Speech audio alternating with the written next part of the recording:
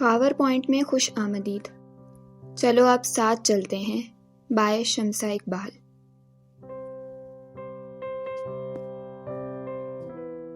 قسط نمبر 14. اس نے میز پر ایک نظر ڈالی. پہلے حیرت سے ماہین کو دیکھا، ایک بار پھر میز کی جانب دیکھا، پھر دعا کے بہتے آنسو دیکھے. سامنے میز پر نمرہ احمد کا ناول جنت کے پتے پڑا تھا. اسے دیکھتے ہی وہ حقیقت جان گیا تھا. اس نے بے یقینی سے ماہین کو دیکھا، جیسے یقین دہانی چاہ رہا ہو. ماہین نے افسوس سے اسبات میں سر ہلایا. حیدر دعا کی جانب مڑا. تم ناول کے کسی کردار کی وجہ سے اتنی جذباتی ہو گئی تھی؟ دعا نے آنسو بہاتے ہوئے اسبات میں سر ہلایا. اس لمحے اس کا دل چاہیا اپنا سر پیٹ لے یا دعا کو 2-3 تھپڑ لگائے. دعا کب ختم ہوگا یہ بچپنا تمہارا؟ وہ مٹھیاں بھینچے کہہ رہا تھا. حیدر، وہ جہان سکندر ہاسپٹل میں ہے. میں آگے کچھ بھی نہیں پڑھ سکی. اس کی سرجری ہے، اسے کچھ ہو گیا تو. وہ آنسو پونچھتے ہوئے معصومیت سے کہہ رہی تھی. دعا میں یقین سے کہہ سکتا ہوں، یہ جتنا تم اپنے میجر احمد کے لیے رو رہی ہو، اتنا میرے مرنے پر بھی نہیں روگی. اگر دعا نے بے وقوفی کی حد کی تھی تو حیدر سفاکی کی انتہا پر تھا. دعا کے آنسو تھمے تھے. آنکھوں میں پہلے بے یقینی ابھری، پھر شکوہ ابھرا، اور پھر کئی آنسو اس کے چہرے پر پھیلے تھے. بھائی! ماہین کی دکھ میں ڈوبی آواز سنائی دی. ماہین کی آنکھیں بھی آنسو سے لبریز تھیں.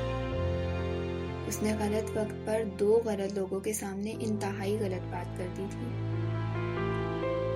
I'm sorry یار، غلطی سے بول دیا، بس بھی کر دو. وہ بے بسی سے کہہ رہا تھا. وہ دونوں کو ساتھ لگائے اب اپنی غلطی سے کہی گئی بات کی سزا بھگت رہا تھا. ان دونوں کے آنسو ہی حیدر کو حد سے زیادہ تکلیف دیتے تھے، اور وہ اس وقت اسی تکلیف سے گزر رہا تھا، اور وہ ان دونوں کے اس جذباتی پن پر کچھ کہہ بھی نہیں سکتا تھا. چلو اب رونا بند کرو اور چلو، گھر چلتے ہیں یار. میں اٹھ کر سیدھا یہاں چلا آیا ہوں، اور ماہر تم بھی چلو ڈیوٹی پر. شاباش. حیدر نے انہیں خود سے الگ کرتے ہوئے کہا. تم اب دوبارہ کبھی ایسا کچھ نہیں بولو گے. دعا نے انگلی اٹھا کر اسے وارن کرتے ہوئے کہا. اوکے یار، سوری، میری توبہ جو ایسا کچھ کہا. اس نے کانوں کو ہاتھ لگاتے ہوئے کہا. دعا اس کے ساتھ باہر کو چل دی. بائک پر چل سکو گی تم؟ حیدر نے دعا سے پوچھا. میں کبھی بیٹھی نہیں ہوں، مجھے ڈر لگتا ہے. دعا منمناتے ہوئے بولی. چلو پھر تم ماہین کی گاڑی لے جاؤ. میں تو جا نہیں سکتا، ماما کو بتائے بغیر نکل آیا ہوں تمہارے میجر احمد کے چکر میں. اس نے مسکرا کر کہا. رف حلیے میں بھی وہ بہت ہینڈسم لگ رہا تھا. کم سے کم دعا کو تو یہی محسوس ہو رہا تھا. دعا کی نظر سامنے کھڑی گاڑی پر پڑی. اس میں ڈرائیونگ سیٹ پر بیٹھی لڑکی اپنی گلاسز اوپر کیے حیدر پر نظر جمائے بیٹھی تھی. دعا جاتے جاتے پھر پلٹی. چلو میں تمہارے ساتھ ہی چلتی ہوں. وہ اس کے ساتھ بائک پر بیٹھتے ہوئے بولی. تمہیں اچانک کیا ہوا؟ اب ڈر نہیں لگ رہا کیا؟ لگ رہا ہے ابھی بھی ڈر. دعا نے اس کے کندھے پر ہاتھ رکھتے ہوئے کہا. تو پھر کیوں بیٹھ رہی ہو اس بائک پر؟ حیدر نے اس کے ہاتھ کو کندھے پر آگے کرتے ہوئے پوچھا. بائک سے نہیں، اس حسینہ سے ڈر لگ رہا ہے جو تمہیں اتنی محبت بھری نظروں سے دیکھ رہی ہے. دعا نے سامنے کی طرف اشارہ کرتے ہوئے کہا.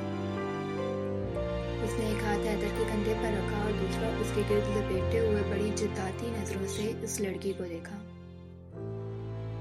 اس لڑکی نے گڑبڑا کر حیدر کے چہرے سے نظریں ہٹائیں اور دعا کو دیکھا. اس کے چہرے کا رنگ بدلا جبکہ حیدر مسکرا کر رہ گیا. اگلے ہی لمحے وہ لڑکی گاڑی آگے بڑھا کر لے گئی۔ ویسے لڑکی بری نہیں تھی، حیدر نے دعا کو چڑھاتے ہوئے کہا، مگر میں بہت بری ہوں۔ اس نے ایک مکہ حیدر کے کندھے پر مارتے ہوئے کہا۔ حیدر ہائے ہائے کرتا رہ گیا۔ محبت کے مسافر اپنی منزل کی جانب رواں دواں تھے اور ان کی مسکراہٹیں محبت کی دنیا میں گونج رہی تھی۔ وہ میرا ہے، فقط میرا ہے۔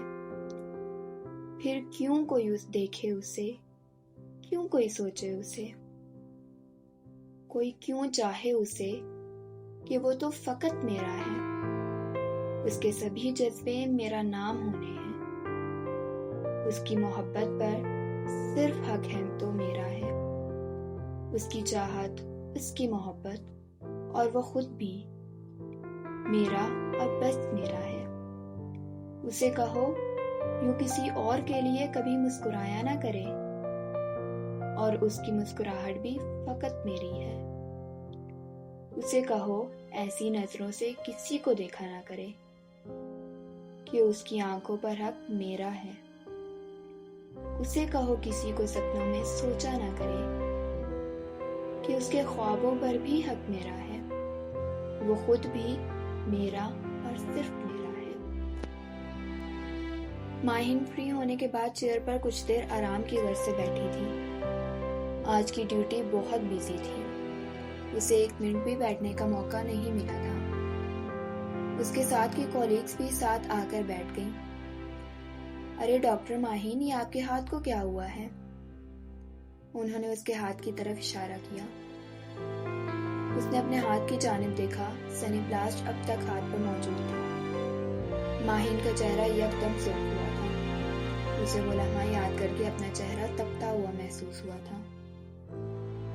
اوہ my god doctor Maheen, you are blushing. اس کی کالیگ نے اس کا چہرہ دیکھتے ہوئے مسکرا کر کہا، نہیں ایسا کچھ نہیں ہے۔ ماہین نے خود کو نارمل شو کرتے ہوئے کہا، لگتا ہے ہاتھ کی بجائے چوٹ ڈاکٹر ماہین کے دل پر لگ گئی ہے، تبھی تو ایسے بلش کر رہی ہیں۔ ماہین ایک لمحے کو ٹھٹکی تھی، دل کو ٹٹولنا چاہا مگر جواب سوچ کے برعکس نہ آ جائے، اس لیے اس نے خیال کو دل سے نکالا۔